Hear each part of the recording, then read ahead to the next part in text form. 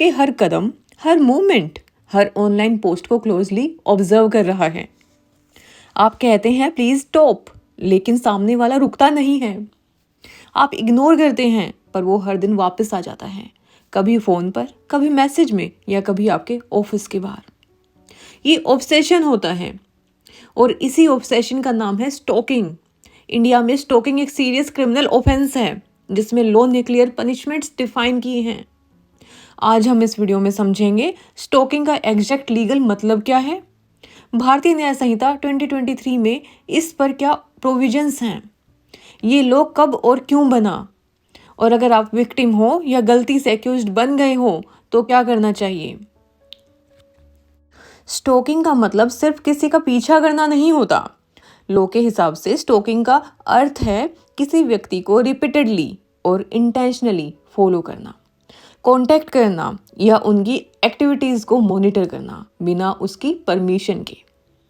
अगर सामने वाले ने क्लियरली मना कर दिया है और फिर भी कोई इंसान बार बार कांटेक्ट करे, मैसेज भेजे या उनका रूटीन जानने की कोशिश करे, तो ये स्टॉकिंग कहलाता है। इसके कुछ कॉमन एग्जाम्पल्स हैं: रोज किसी के घर या ऑफिस के आसपास घूमना, रिपीटेड कॉल्स, मैसेज, डीएम्स या वीडियो कॉल्स करना, फेक आईडीज से किसी को ऑनलाइन फॉलो करना, किसी के लोकेशन या पर्सनल डिटेल्स ट्रैक करना। लॉ कहता है कंसेंट के बिना रिपीटेड अप्रोच करना स्टॉकिंग की कैटेगरी में आता है। अब सवाल ये है, स्टॉकिंग पर लॉ कब बना? पहले इंडियन पेनल कोड में स्टॉकिंग के लिए कोई स्पेसिफिक सेक्शंस नहीं थे, लेकिन 2012 के दिल्ली गैंग रेप केस, जिसे हम सब निर्भया केस के नाम से जानते हैं, उसने पूरे देश को हिला दिया। उस ट्रेजेडी के बाद डिमांड उठी कि वुमेन सेफ्टी के लिए स्ट्रिक्ट और स्पेसिफिक कानून हो।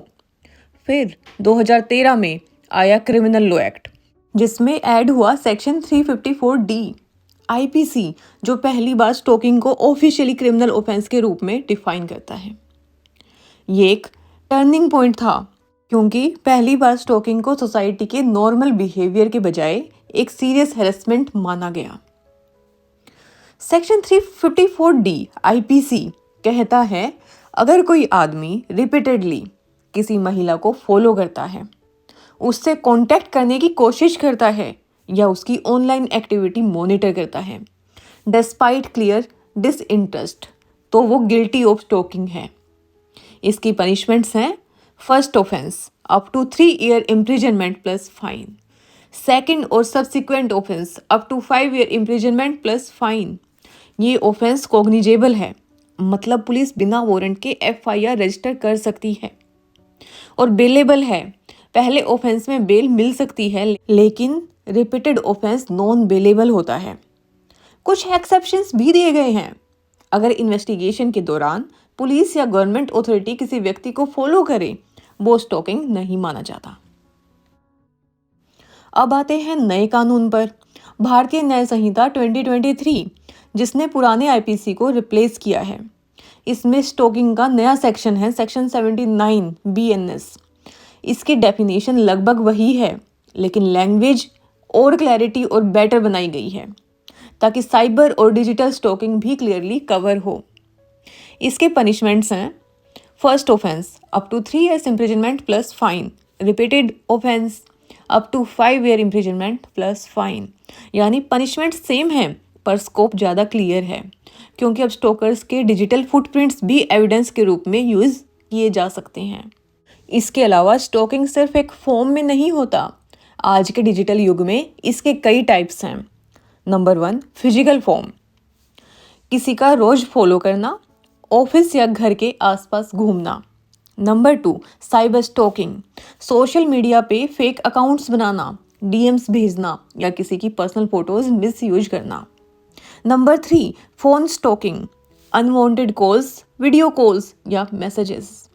Number 4, work place stalking, office में किसी एम्प्लॉय की कंसेंट ऑब्जर्वेशन या इंटरफेरेंस। हर फॉर्म विक्टिम के लिए मेंटली एग्जॉस्टिंग होता है। ये सिर्फ प्राइवेसी वायलेशन नहीं है, इमोशनल हैरेसमेंट भी है। इसके अलावा स्टॉकिंग का इफेक्ट सिर्फ एक अनप्लीजेंट एक्सपीरियंस नहीं होता, ये साइकोलॉजिकल ट्रॉमा में बदल जाता है। विक्टिम्स में कॉमन रिएक्शंस देखे गए हैं, जैसे कि कांस्टेंट एंजाइटी और fear, sleeping disturbance, loss of concentration at work और स्टडीज़, सोशल विड्रॉल्स, लोगों से मिलना कम कर देना और एक्सट्रीम केसेस में डिप्रेशन और PTSD तक पहुंच जाना। सोसाइटी में लोग अक्सर कहते हैं इतना सीरियस मत लो, इग्नोर करो, लेकिन रियलिटी ये है ignoring does not stop a Stoker, reporting does. एक रियल लाइफ केस में मुंबई की एक एक्ट्रेस ने कंप्लेंट दी थी कि एक आदमी उन्हें बार बार कॉल करता था, सोशल मीडिया पे अनवांटेड मैसेजेस भेजता था और उनके बिल्डिंग के बाहर वेट करता था। पुलिस ने इमीडिएटली सेक्शन 354D IPC में FIR रजिस्टर की और इन्वेस्टिगेशन के बाद एक्यूज्ड को अरेस्ट किया गया। ये केस एक रिमाइंडर था कि स्टॉकिंग किसी भी क्लास, प्रोफेशन या बैकग्राउंड के लोगों के साथ हो सकती है और लॉ हर सिटीजन को इक्वल प्रोटेक्शन देता है। अगर आप किसी स्टॉकिंग सिचुएशन में हो तो सबसे पहले स्टेप है stay calm and act smartly. Evidence collect करें, calls, message, screenshots, CCTV, social medias, DMs सब सेफ रखें। पुलिस कंप्लेंट फाइल करें, डायरेक्टली FIR होती है under BNS section 79। Women helpline 1091 या साइबर सेल पोर्टल में रिपोर्ट करें। रिस्ट्रेनिंग ऑर्डर भी कोर्ट से मिल सकते हैं जिससे एक्यूज्ड आपसे कॉन्टैक्ट नहीं कर सकता। और सबसे ज़रूरी, स्टॉकिंग को इग्नोर मत कीजिए, अर्ली रिपोर्टिंग से ही प्रोटेक्शन पॉसिबल है।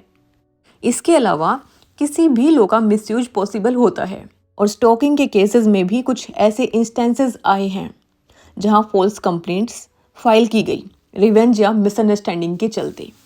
लॉ इस रिस्क को रिकॉग्नाइज करता है, इसलिए अगर फॉल्स इन्फॉर्मेशन या फेक FIR दी गई हैं तो कंप्लेनेंट पर भी एक्शन होता है।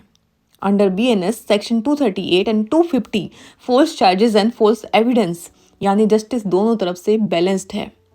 विक्टिम के राइट्स भी प्रोटेक्टेड हैं और इनोसेंट लोगों को सेफगार्ड्स भी दिए गए हैं। अब बात सिर्फ कानून की नहीं, सोसाइटी के नज़रिए की भी है। आज भी लोग स्टॉकिंग को प्यार दिखाना या इम्प्रेस करना समझ लेते हैं। ये माइंडसेट ही सबसे डेंजरस है। रिस्पेक्ट और कंसेंट ये दोनों हर रिलेशनशिप का फाउंडेशन है। अगर किसी ने मना किया है तो हर form of follow up harassment illegal है। सोसाइटी में अवेयरनेस बढ़ेगी तभी रियल चेंज आएगा। स्कूल्स, कॉलेजेस, ऑफिसेस सब जगह जेंडर सेंसिटाइजेशन और सेफ्टी एजुकेशन जरूरी है।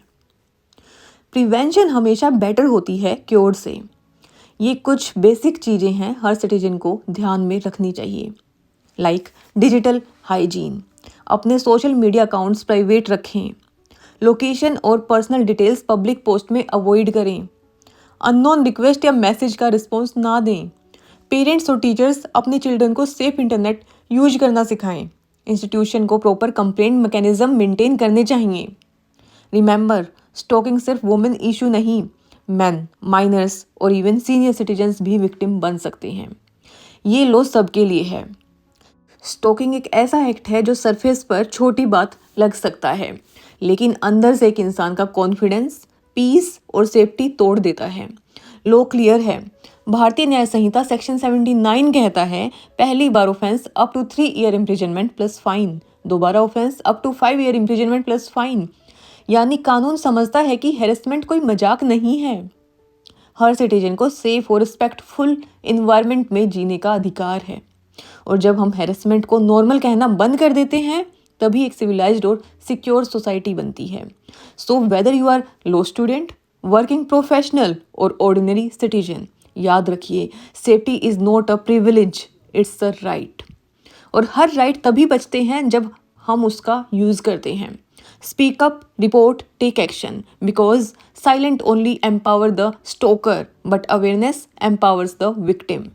अगर आपको ये वीडियो हेल्पफुल लगा तो लाइक करें, अपने फ्रेंड्स के साथ शेयर करें और हमारे चैनल को सब्सक्राइब करना ना भूलें।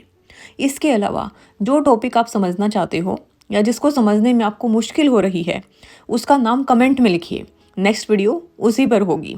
Stay tuned for more simple and easy to understand legal explanations.